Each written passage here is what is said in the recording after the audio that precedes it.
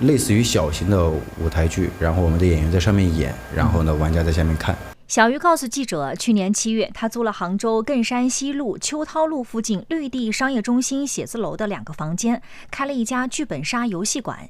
剧本杀是一种沉浸式角色扮演加推理破案的游戏，比较受年轻人喜爱。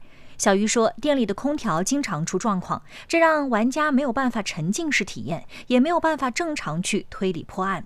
从去年开始租开始7月份，换了10几20次，然后之前呢一直是他们在维修，然后我们就是对客人呢或者店铺造成的一些影响，我们都自己承担下来了。因为夏天很热呀，我们在一个密闭的空间内，人又多，然后呢玩家还要进行换装，那还要穿多。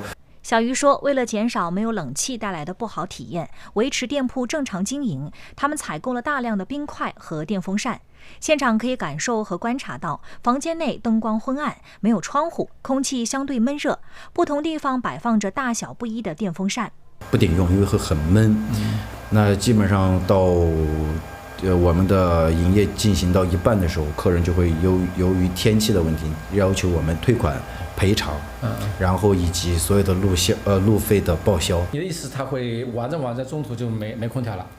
就是从一开始就没有，我们这个是预约制的嘛，那客人也会从其他的地方远征过来，比如说从宁波呀什么其他的地方，别人把时间呀假全部都协调好，对吧？那我们也是临时接到通知，我们能够体谅物业，那客人不会体谅我们的，因为他们是提前挪了自己的时间呀什么的都已经准备好了。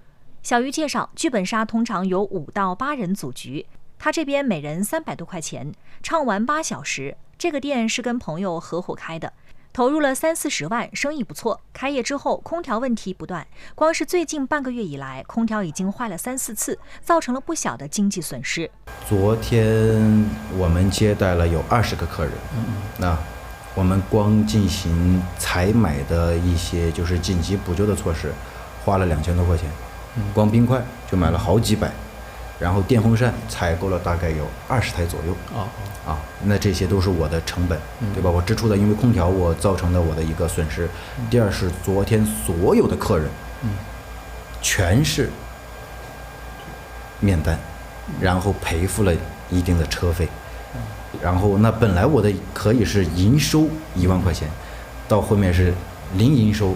小鱼说，空调隔3差5的坏，物业修过几次，但没有彻底解决问题。能耗费加物业费每月将近6000块钱，不该是这样的服务。不可能每一次都让我们商家来承担，那我们也不是冤大头，我们能承担1次2次，不可能无止境的。那你说，今天你这一次给我修好了，下次又坏，那我这个店还开不开呢？那我交的物业费在干什么呢？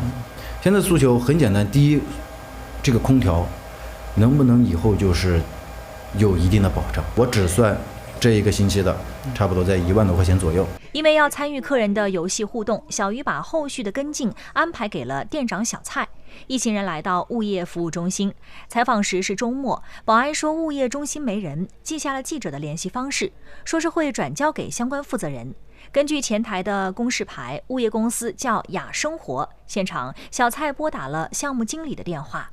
您好，您拨打的用户尚未登录，请稍后再拨。小蔡又拨打了雅生活物业全国服务监督热线，多次我们报修，反复沟通，那物业就一直只是临时抢修，不做整体检修，然后没有一个长效的维保方案，导致我们的店铺反复的无法正常营业，然后客流受损，因为是做娱乐行业的，然后产生停业损失。最近这一次是在什么时候发生的？可以告知一下吗？最近今天、昨天、前天。我这边也会将您的这个情况根据清楚反馈到处理部门这边，让他们尽快去实之后给到蔡先生您这边一个对接。小鱼后来反馈，当天晚些时候，空调恢复了正常。至于损失，物业方面不愿意赔偿，他准备通过其他途径继续维权。1818黄金眼记者报道。